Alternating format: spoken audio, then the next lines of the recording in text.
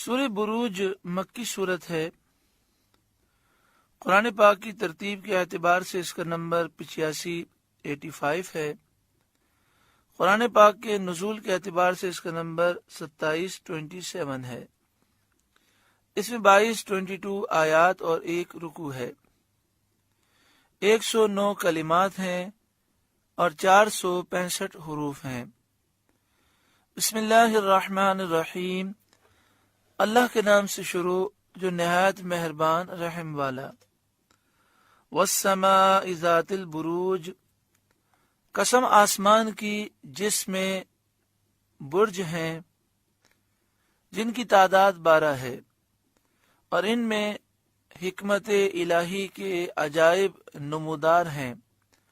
سورج، چاند اور سیاروں کی سیر ان میں معین اندازے پر ہے جس میں اختلاف نہیں ہوتا۔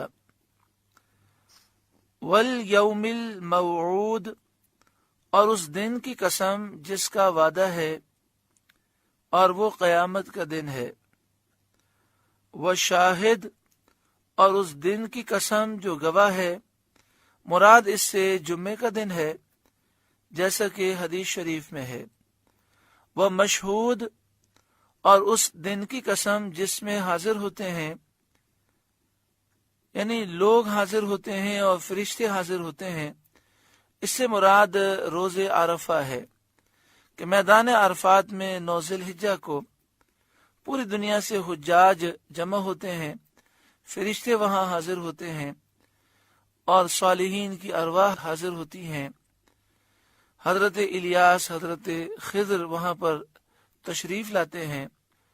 اللہ تعالی ہمیں بھی اس سال میدان عرفات میں حج کے موقع پر حاضری نصیب فرمائے اور حج مقبول و مبرور نصیب فرمائے، ہر سال یہ سعادت نصیب فرمائے۔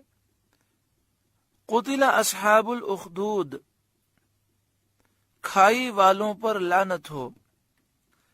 یہاں کھائی والوں سے کون لوگ مراد ہیں؟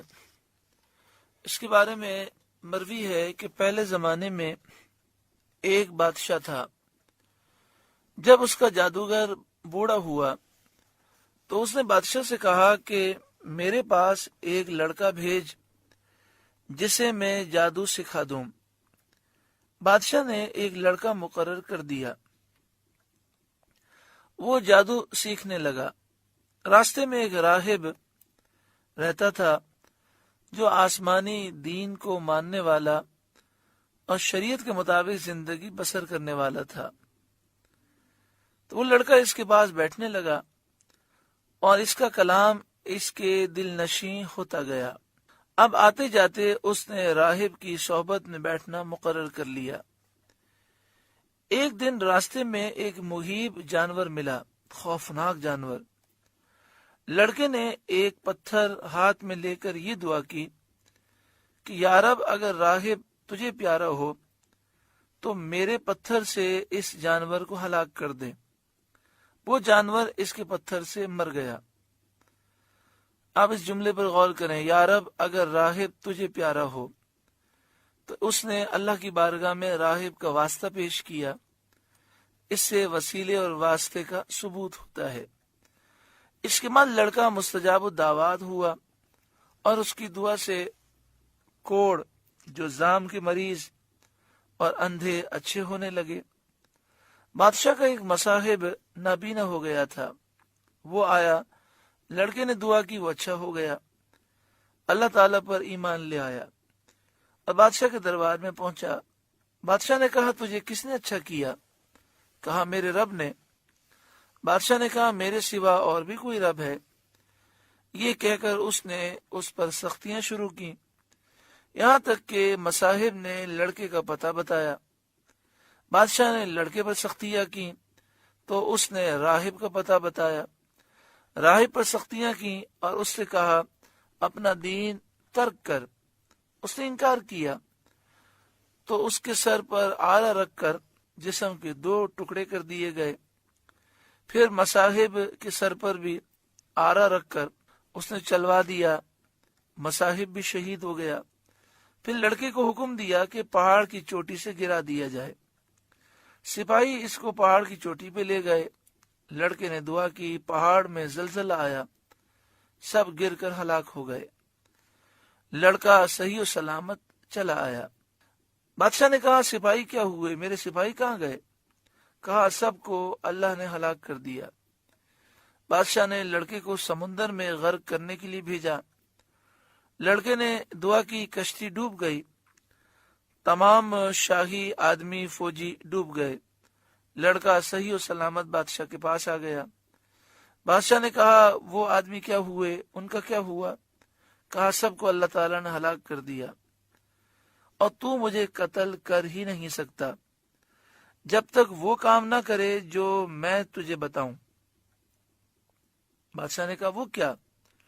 لڑکے نے کہا ایک میدان میں سب لوگوں کو جمع کر اور مجھے کھجور کے خشک تنے پر سولی دے، پھر میرے ترکش سے ایک تیر نکال، اور تیر نکال کر تو یہ کہے بسم اللہ رب الغلام، اس اللہ کے نام سے جو اس لڑکے کا رب ہے، یہ کہہ کر مجھے تیر مار، ایسا کرے گا تو مجھے قتل کر سکے گا۔